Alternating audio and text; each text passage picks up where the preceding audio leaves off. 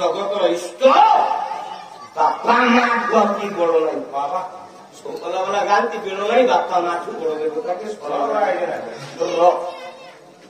ତ୍ରେତୟା ଯୁଗରେ ବୁଲିଛି ଧର୍ମ ପୁଅରେ। ଦେଖିବା ସେ ବାପା କିଏ ପୁଅ କିଏ? ଧର୍ମ ପୁଅ କିଏ ନା ମର୍ଯ୍ୟାଦାମୟ ପୁରୁଷ ଭଗବାନ ରାମ। କିଏ ଧର୍ମରେ ପୁଅ ଗଲା ନା ଜଟାୟୁ।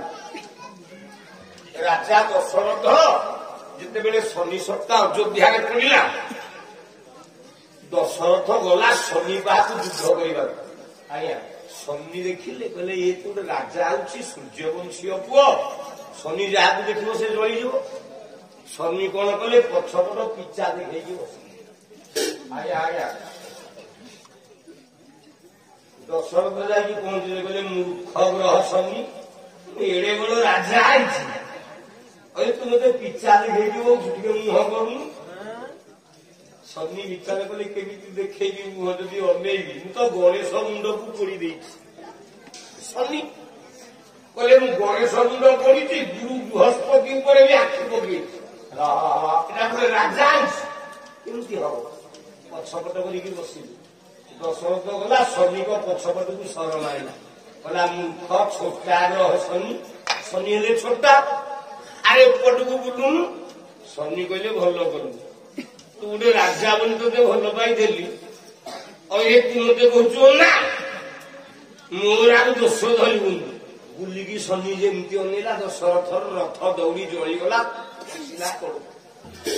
ରକ୍ଷା କର ଚିତ୍କାର କଲା କିଏ ନା ଦଶରଥ। ଆଜ୍ଞା ବଞ୍ଚେଇଲା କିଏ ନା ଜଟାୟୁ।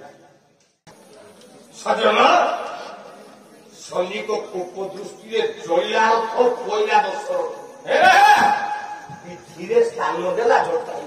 ଆଜ୍ଞା ଆଜ୍ଞା ଆଜ୍ଞା ନା ଯାଚିଲେ ଦଶରଥ କଣ ଲାଗୁଛୁ ବର ନା ମୁଁ ଗୋଟିଏ 50 ଅବଖିଆ ଚଢ଼େଇ ମହିଳା ଖିଆ ଗୋଟେ ପକ୍ଷୀ। ମୋର ତ ରାଜପଦ ଦରକାର ନାହିଁ ଧନ ସମ୍ପତ୍ତି ଦରକାର ନାହିଁ। ଜଗନ୍ନାଥ ଦାସ ଓଡ଼ିଆ ଭାଗବତରେ କହିଲେ କାଥାରେ ନାହିଁ ମୋର ଆଶା ଏକା ମୋ କରମ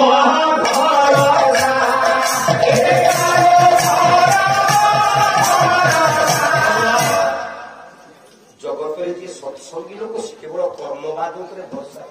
ଆଜ୍ଞା ତା ନିଜ କର୍ମ ଉପରେ ବିଶ୍ୱାସ କରି ଚଢ଼େଇଟା କହିଲା ଜଟାୟୁ ହେ ରାଜା ଯଦି ଦବାକୁ ଚାହୁଁଛୁ ତ ବଡ ପୁଅ ଟିକେ ଦେ ସିଏ ପଇସା ବଳେ ମୋ ମୁହଁରେ ଟିକେ ଜଳ ଦେଲେ ଏ ପୋଚରା ମଇଳା ଆବର୍ଜନା ଜୀବନରୁ ମୁଁ ମୁକ୍ତି ପାଇବି। ଦଶରଥ ଉତ୍ତର ଦେଲେ ମୋର ତ ସନ୍ତାନ ନାହିଁ ଯଦି ପୁତ୍ର ହୁଏ ବଡ ପୁଅଟା ତବେ ନ। 4ଟା ପୁଅ ଜନ୍ମ ହେଲେ ଜଟାୟୁ ପହଞ୍ଚିଲା ଗାଳି ଦେଲା ରାଜା ଦଶରଥ କାନ୍ଦିଲା ଜଟାୟୁ। ସତ୍ୟଭ୍ରଷ୍ଟ ହେଲୁ ରାଜା ଯଦି ପ୍ରକୃତରେ ଧର୍ମରେ ରାମ ମୋ ପୁଅ ହେଇଥବ ମୋରି ମୁହଁରେ ଦବ ଜଳ।